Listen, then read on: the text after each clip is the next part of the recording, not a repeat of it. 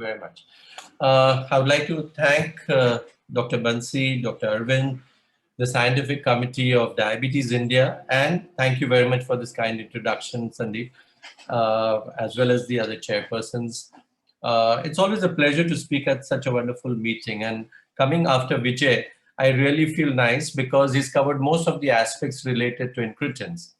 Now, since the advent of SGLT2 inhibitors and GLP-1 analogs, we've seen a lot of relegation of DPP-4 inhibitors for two reasons. One is, of course, the efficacy being modest, and the other one is because there has been a lot of positive CV outcomes and renal outcomes with the SGLT2 inhibitors, and to a certain extent the GLP-1 analogs. The DPP-4 inhibitors have gone back a little bit in terms of use. But do they really deserve that? And that's where we are really going to come to that. Should we write it off like we did, like we're talking about even the sulfonylureas? The answer is no. We have all these molecules which have a definite place in practice, and we need to really identify what place they occupy and when should they be used and intensified. So given this background that we are talking about, we all know the landmark trials, the UKPDS and DCCTs, and the benefits of good glycemic control when we sort of start early. So as soon as a patient comes with a diagnosis of diabetes, our endeavor should be that how soon can we get them to goal, because we've seen the long-term benefits in terms of reduction of micro and macrovascular complications and a positive metabolic memory which lasts for a long duration of time to keep them away from diabetic-related complications. We all are familiar with this, that uncontrolled diabetes leads to all kinds of complications, whether it's related to the eyes, the kidneys, the feet, nerves, heart, or the brain. And we all know from various studies that hardly about 20% of our population reach the target HbA1c goal that has been recommended in our guidelines. So given this fact, is there a real benefit when we target them to better control? And these answers come from our landmark trial. So we have seen that in DCCT, there's a trend towards 41% risk reduction of cardiovascular events in type 1, which was significant in a 9 years follow-up study in the EDIC trial. In UKPDS, there's a trend towards 16% reduction in the risk of myocardial infarction, which achieved significance in the 10 years follow-up, and the risk reduction was about 15%, and this was clinically significant. The earliest CV outcome trial actually comes from the proactive trial, which really did not get the merit that it deserved. And this was a pioglitazone trial. It was a prospective randomized controlled trial. And there was a history of cardiovascular disease in these patients. The trial was for 34.5 months, and the A1C difference was 0.5%. But there was 16% reduction in the 3-point MACE, and this was again clinically significant. So having said this, we all have seen the different oral agents that we use in a clinical practice. And what we are really concerned about is what is the A1C reduction that we get in our patients when we prescribe them various oral agents. And here you can see that the older agents like metformin, glimepiride, and pioglitazone have a very good A1C lowering, particularly the sulfonylureas. Whereas if you come to DPP-4 inhibitors and SGLT2 inhibitors, you find there is a modest A1C lowering of about 0.6 at an average, 0.6 to 0.8, depending on the baseline HbA1c value. So you've got to be careful that, okay, what are you really looking at in terms of safety and additional benefits when you use a DPP-4 or a SGLT2 inhibitors in a given set of patients. If you want a very drastic A1C lowering, then probably you need to have a sulfonylurea on board, which will get you to the target goals. Equally important is the fact that how much sustainability of DPP-4 inhibition is there over 24 hours on a single dose when it is administered. Remember the corollary that less DPP-4 inhibition leads to higher DPP-4 activity, less active GLP-1 because it degrades the GLP-1 molecule and GIP-1 molecule in the body, the endogenous GLP-1 and GIP, and consequently there is less effect on the beta and alpha cells. So you need to have a sustained higher levels of DPP-4 inhibition to have an efficacious action. And you can see the 24 hours DPP-IV inhibition in all these molecules, only sitagliptin demonstrated more than 90% trough and DPP-IV inhibition among the DPP-4's inhibitors available in India. Clearly, you can see here that Vilda achieved about 29%, tenaligliptin about 60%, Saxa about 73.5%, Lina about 85%, and sitagliptin achieved about 90 to 95, 92% of 24 hours DPP-IV inhibition. Now, what does this really relate in terms of CVOTs? Because it's a very important, data that we need to think about.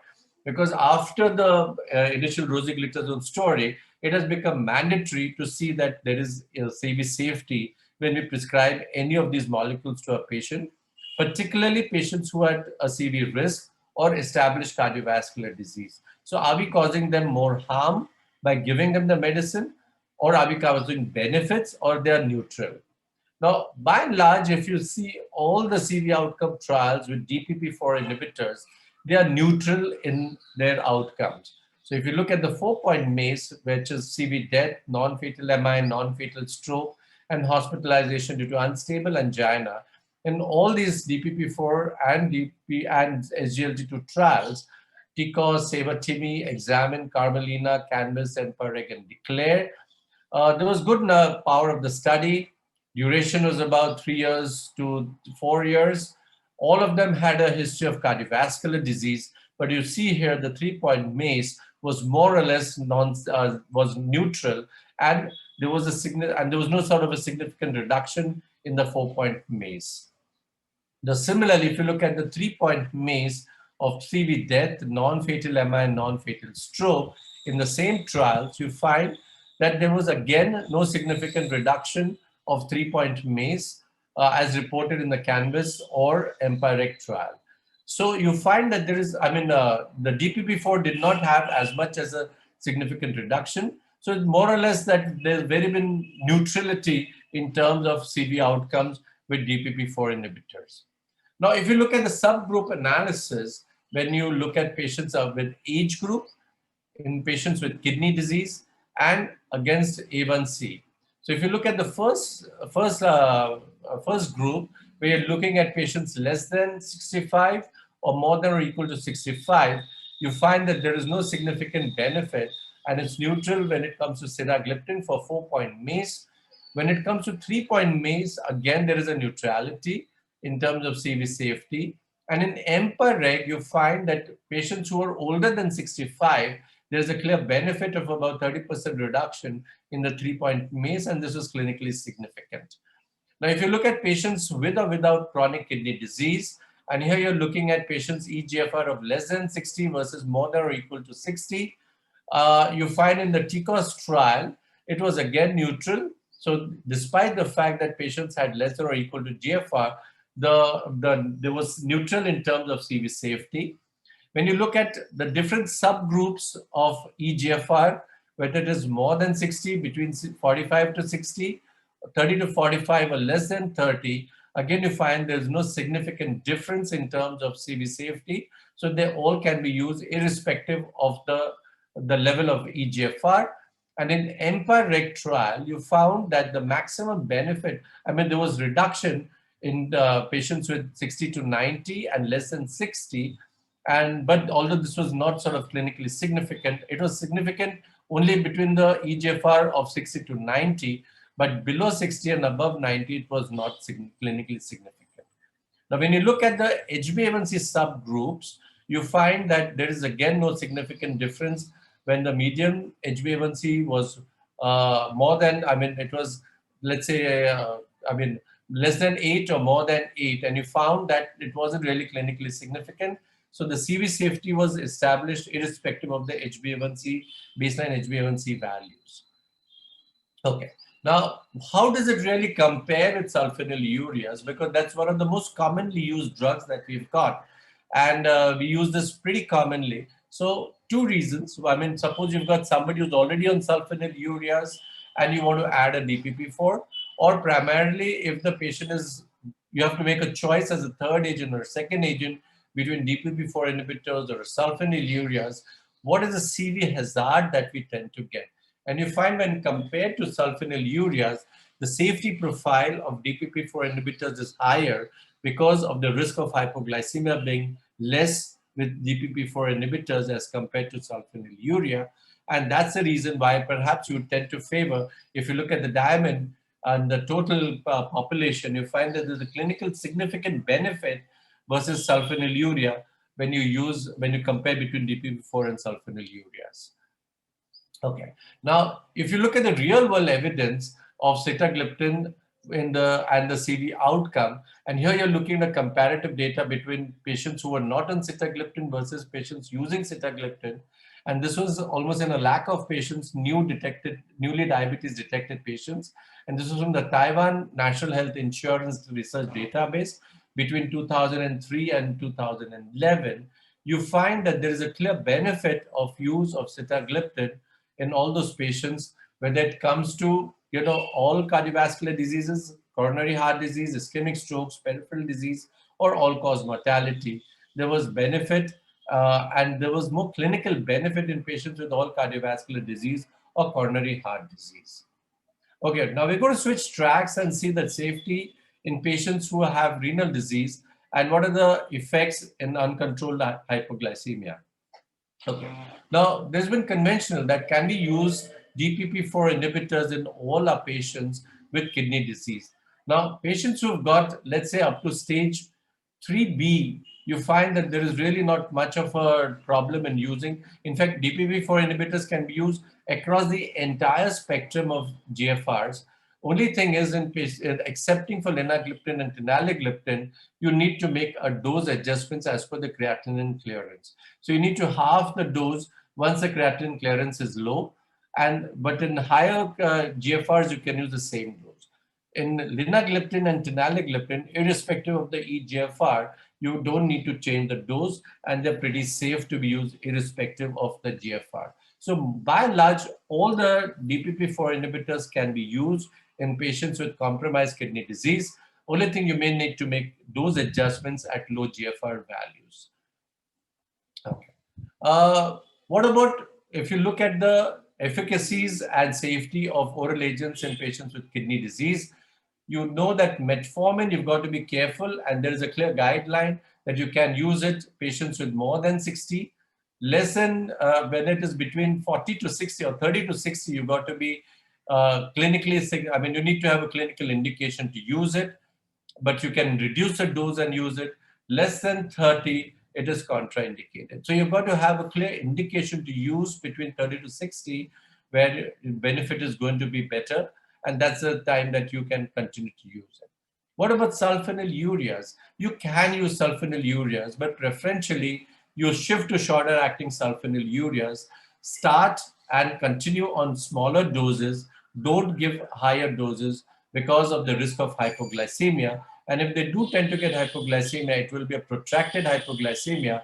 So you've got to be careful. And as the kidney function reduces, you have to go down in terms of the dose, because the lower dose will be sufficient to get your dose, to get your A1C targets. So you don't need to really give the same dose as somebody who's got an eGFR of, let's say, 70 or 80 versus somebody who's at a low GFR of 30 around. So you've got to cut back on the doses. Pioglitazone is basically not, efficacy is not majorly dependent on renal function, but you have a red flag. Patients who've got a fluid retention, you should be careful not to use pioglitazone for the risk of edema and congestive heart failure.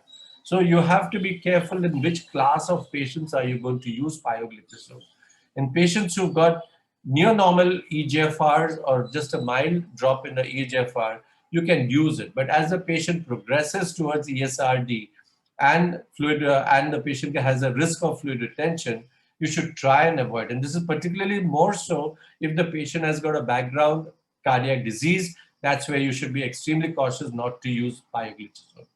What about gliptins? And gliptins are probably safe, and as I just talked about it, that it can be used in all stages of chronic kidney disease. Just titrate the dose and you can continue to use them. And SGLT2 inhibitors, by guidelines, you cannot use with less than 60, with less than 45, although the DAPA CKD study and other studies have shown benefits in low GFRs also, but as of now, guideline driven, you can't use it less than 45. So, but you can use it above 45 when there are clear benefits in terms of progression of the kidney disease. All right. So those considerations in CKDs, that dose reduction is not mandated for DPP-IV inhibitors, for Tenaligliptin and Linagliptin, but you need to be careful to adjust the doses in other gliptins. There may be sort of adverse events with higher dosages when you use sulfonylureas, metformins, or pioglitazone. Dose reduction is mandated due to lack of efficacy in CKD where SGLT2 inhibitors are concerned. Dose reduction is not sort of, you don't need to do it for linagliptin and tenagliptin. I'm just repeating myself. So that's where probably it's safe to use in low GFR values. Now, what about sitagliptin being as effective as used in patients with CKD? And this the comparator was glipizide, and as per the National Kidney Foundation. So if you look at the study over here, they compared sitagliptin versus glipizide in moderate and severe renal impairment. They enrolled about 426 patients. The duration of study was 1 year. They used sitagliptin at 50 milligrams once a day and 25 for moderate and severe. And glipizide was used in the dose of 2.5 to 10 based on glycemic control. And here you can see the change of A1C and HbA1c reduction. And you find there's very similar changes that is happening with both the dose, with both the drugs. So there's almost a comparable efficacy that you see. So sitagliptin was better tolerated, although the efficacy was more or less similar than glipizide in both the studies. And there was a lower incidence of symptomatic hypoglycemia in the sitagliptin group of patients. All right. What about patients with mild renal impairment? And this was basically when they looked at an average GFR of 81.6 and patients between eGFR of 60 to 90, uncontrolled of metformin plus or minus sulfonylurea, and they were randomized to sitagliptin or dapagliflozin once daily in 24 weeks. And here you can see there was better A1C reduction in the sitagliptin group on the background of metformin plus or minus sulfonylurea as compared to dapagliflozin. And the difference in A1C was to the tune of 0.15%, meeting the pre-specified criteria of superiority of sitagliptin versus DAPA. And if you see at the percentage of patients who are achieving the target A1C of less than 7%, a higher percentage achieved this target in the sitagliptin group. And this was achieved with a much lower incidence of drug-related adverse events with sitagliptin. I'm going to come to the last part of my talk, and that's the hepatic effects. And here you can see in metformin that can be used in mild liver disease, but it needs to be reduced or avoided in patients with moderate liver disease and should be avoided in severe hepatic dysfunction. What about sulfonylureas? It should be avoided due to the risk of hypoglycemia. And because in patients with hepatic failure, they lose their ability to correct hypoglycemia through gluconeogenesis. So by and large, we'll try and avoid use sulfonylureas unless it's for a short duration at a lower dose. And if you do have to use the short-acting ones, but you don't use it in moderate to severe hepatic failures. Pioglitazone, again, remember that it should be avoided because you find that patients with pioglitazone can have elevated liver enzymes. And specifically, if you've got enzyme elevation of more than 3 times the upper limit of normal, you should avoid using pioglitazone. SGLT2 inhibitors are relatively safe in class A patients, but should be used in caution in class B and avoided in class 3. It's contraindicated in severe liver dysfunction, so you've got to be careful about this.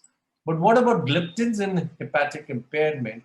And here you can see that sitagliptin is indicated in patients with hepatic impairment, mild to moderate again, not indicated in severe hepatic failure because we don't have any data. Wilda should not be used in hepatic impairment because of concerns with hepatic enzymes.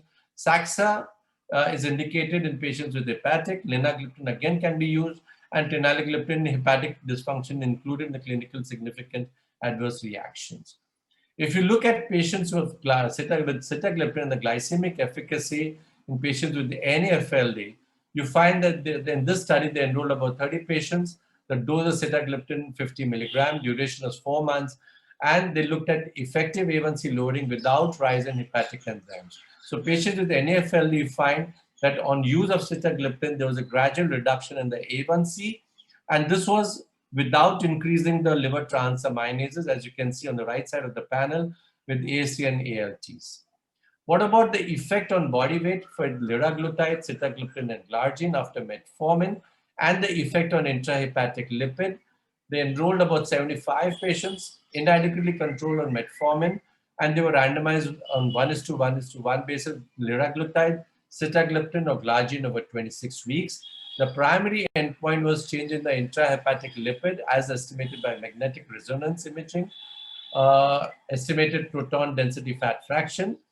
And the second endpoint was, of course, changes in abdominal adiposity, which is the subcutaneous adipose tissue and visceral adipose tissue, the A1C, and the body weight. And clearly, you can see in terms of A1C lowering, liraglutide and sitagliptin had a better lowering than glargine. The weight benefit was far more with liraglutide and sitagliptin. Glargine was more or less compared to sitagliptin. And if you look at basically the markers of in the lipid lowering, the fat lowering as estimated by the lipid and fat lowering as estimated by the markers, you find that liraglutide and sitagliptin had better efficacy, whether it's subcutaneous tissue reduction, adipose tissue reduction, or visceral adipose tissue reduction. So all this, there was clear benefit by use of liraglutide and sitagliptin in comparison. What about patients with alcoholic steatohepatitis? And this trial looked at in 15 number of patients.